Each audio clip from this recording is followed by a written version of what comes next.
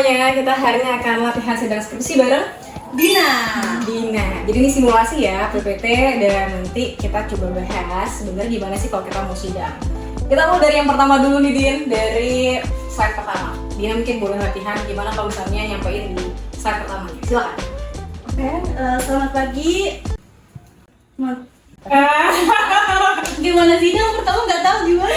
Nah, jadi teman-teman kalau misalnya sidang, itu kan biasanya deg-degan. Oh ya. Pertama, kamu tuh ambil dulu posisi percaya diri kamu tuh semana. Oke. Semana. Gitu? Ya. Nervous ya? Nervous.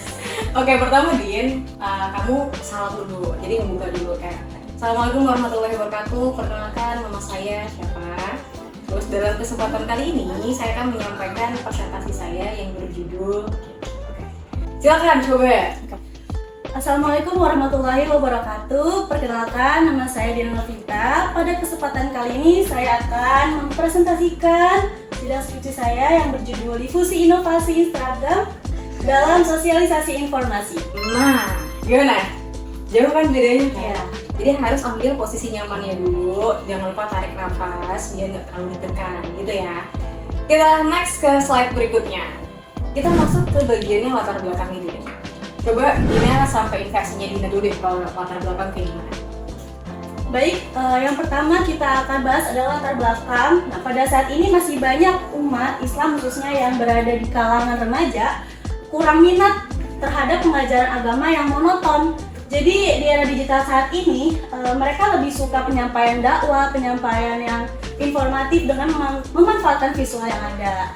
Nah itu sebenarnya udah bagus, tapi buat para penguji itu bisa menimbulkan kesan kok kayak nggak terlalu paham ya, kayak ngebaca. Nah buat teman-teman sebenarnya kita punya sekitar 15 detik nih untuk membuat orang-orang tuh jadi yakin kita paham atau enggak. Caranya adalah pertama, kamu kalau bisa lebih eye contact ke penguji.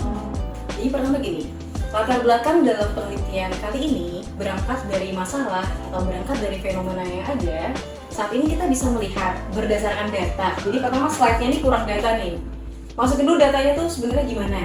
Hindari salah ketik nih, kan kayak di era ini digabung. Harusnya kan dipisah, di sama era. Jadi kurangi hal-hal teknis yang bikin kamu malah nanti dikoreksi gitu. Itu ya. Jadi tambahannya adalah tambah data, tambah fenomena, dan jangan terlalu membaca. Tapi udah oke. Kita next ke slide berikutnya. Rumusan masalah Din. Oke. Kasih Dina dulu. Oke. Jadi di sini kita akan membahas tentang rumusan masalah atau problem yang ada dari judul ini. Nah, yang pertama itu bagaimana proses difusi inovasi yang dilakukan melalui konten komik di akun Instagram dalam menyosialisasikan ajaran Islam, dan yang kedua itu apa peran Instagram dalam menyosialisasikan ajaran Islam melalui komik dakwah.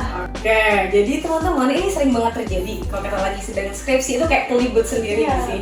Sama ngomong kayak Caranya adalah coba pelanin lagi. Jadi nggak usah terlalu terburu-buru deh. Pertama misalnya bagaimana proses difusi inovasi yang dilakukan melalui konten gitu. Jadi nggak usah buru-buru pengen cepet titik gitu, lebih santai aja. Terus yang kedua kan tadi kayak menyosialisasikan, itu kan agak-agak susah atau kelibet. Boleh sebelum bikin PPT dicari diksi-diksi yang mirip. Nah, akan lebih menarik kalau di bagian rumusan masalah, Dina mulai kayak gini nih. Berangkat dari latar belakang yang ada, masalah dalam penelitian ini ada dua. Pertama, terus kedua. Kayak, rekam kan? Next. Lanjut. Oke. Pembahasan yang ketiga ini tentang tujuan penelitian. Nah, jadi in sosial media we can add something like yang pertama itu we have goals dan mengetahui proses difusi inovasi melalui konten komik di akun Instagram. Add komik dalam menyosialisasikan ajaran Islam, and second mengetahui peran Instagram dalam menyosialisasikan ajaran Islam melalui komik dakwah kepada pengikutnya. Oke, jaksel banget jadi. Ini sering terjadi ya teman-teman. Jadi kan ada beberapa orang yang kalau dia panik atau kalau dia bingung tiba-tiba keluar bahasa Inggris. Nah tadi juga Dina ngalamin hal itu. Jadi sebenarnya nggak apa-apa, gitu. It's okay, at least kan gitu ya. Tapi intinya kurang-kurangin aja biar kita seragam aja satu bahasa Indonesia. Kalau misalnya tiba-tiba keceplosan nanti waktu sidang juga ya udah lanjut aja. Tapi jangan terlalu banyak kalau bisa gitu.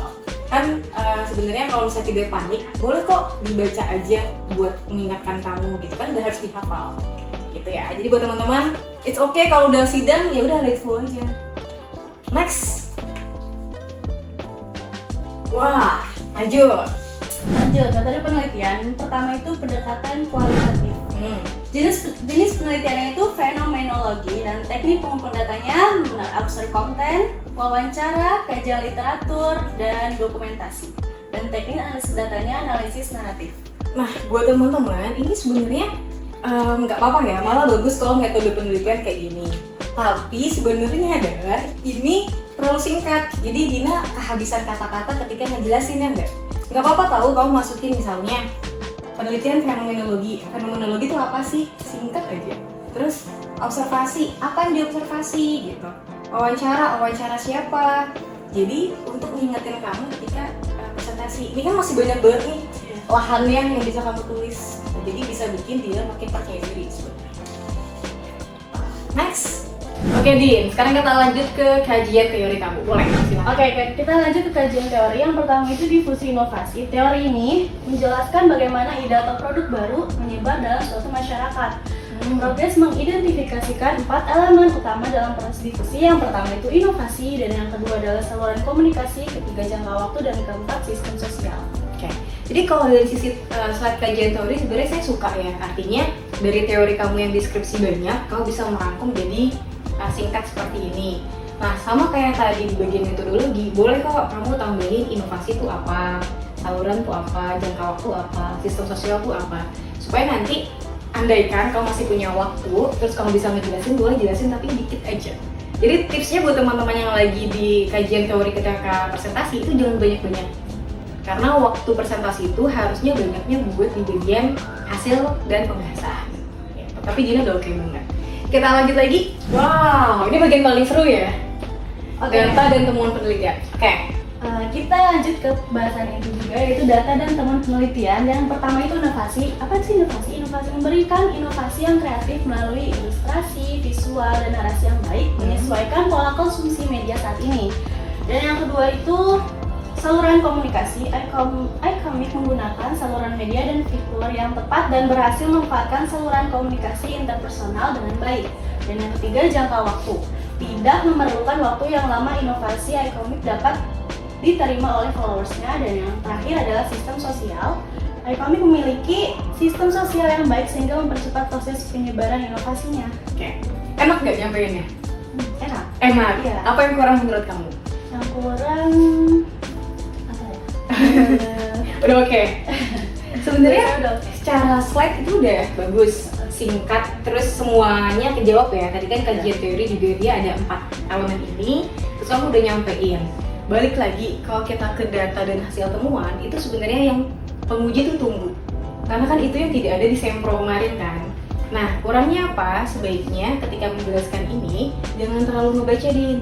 Jadi misalnya, setelah melakukan observasi, wawancara, peneliti akan menemukan jawaban dari penelitian ini. Setidaknya terdapat 4 hal nih. Pertama, di bagian inovasi. Inovasi dapat ditemukan ketika apa misalnya. Jadi ketika menjelaskan hal ini, boleh kok kita ngebaca slide, tapi kalau bisa sambil ngobrol sama penguji. Jadi penguji nggak ngerasa, ya kok dia ngebaca ya, dia paham nggak sih sama temuannya gitu. Jadi kan Dina itu adalah orang yang turun lapangan dan yang paling tahu. Nah, kita tuh sebagai penguji pengen denger nih cerita kamu tuh kayak gimana gitu. Tapi udah oke banget. Kita next. Oke. Makin lama makin ceria ya wajahnya ya. Iya. Oh, masih ada ya? Masih ada ya? Gimana sih kok kamu yang lupa? Next. Ya. Oke, yang kelima itu narasi. Nah, memilih untuk membuat narasi dakwah yang sederhana dan juga singkat namun jelas sehingga mudah untuk dipahami. Dan yang keenam itu fidelity atau mengangkat topik atau cerita yang relate dengan kehidupan sehari-hari dan nilai-nilai Islam. Dan yang ketujuh, koherensi, memberikan narasi yang berkesinambungan dan logis sehingga pesan yang disampaikan, yang diberikan dapat diterima dengan cepat.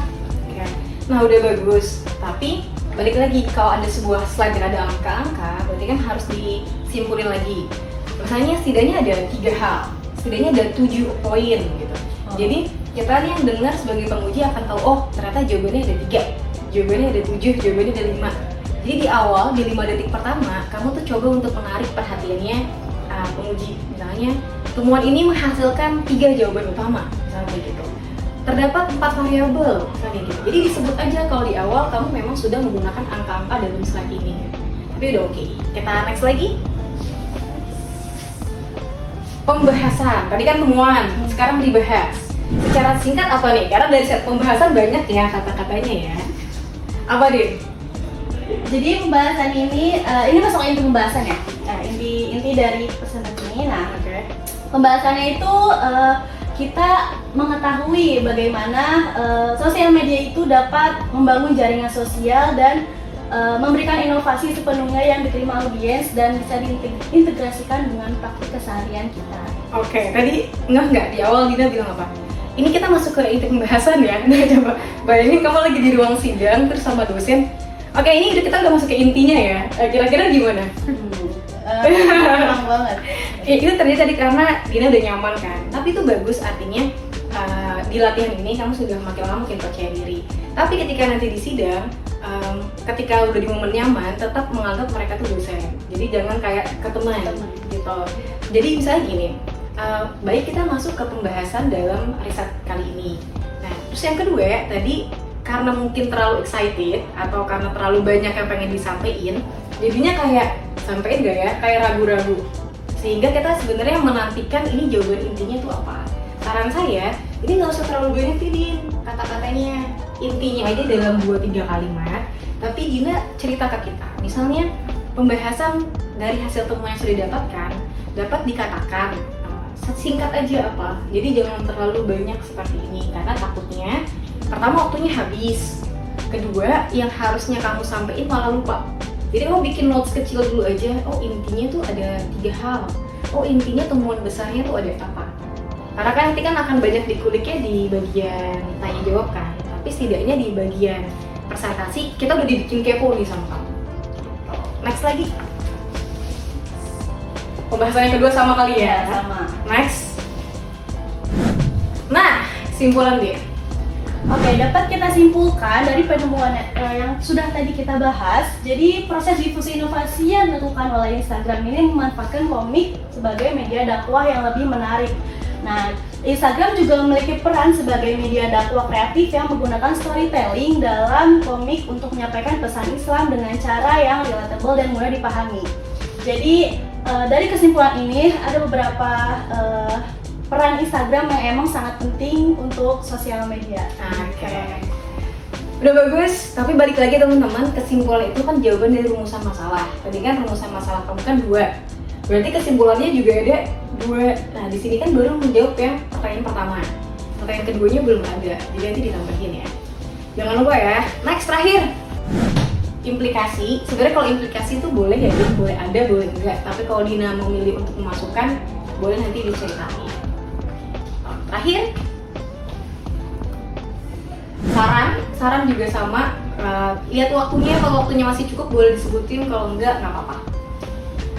Terakhir lagi, nah rencananya pakai pantun atau pakai apa nih? Atau biasa aja? Biasa aja. Silahkan tutup, coba cara kamu tutup gimana? Terima kasih telah memberikan saya kesempatan untuk mempresentasikan hasil penemuan saya. Sekian, wassalamualaikum warahmatullahi wabarakatuh. Waalaikumsalam warahmatullahi wabarakatuh. Yeay.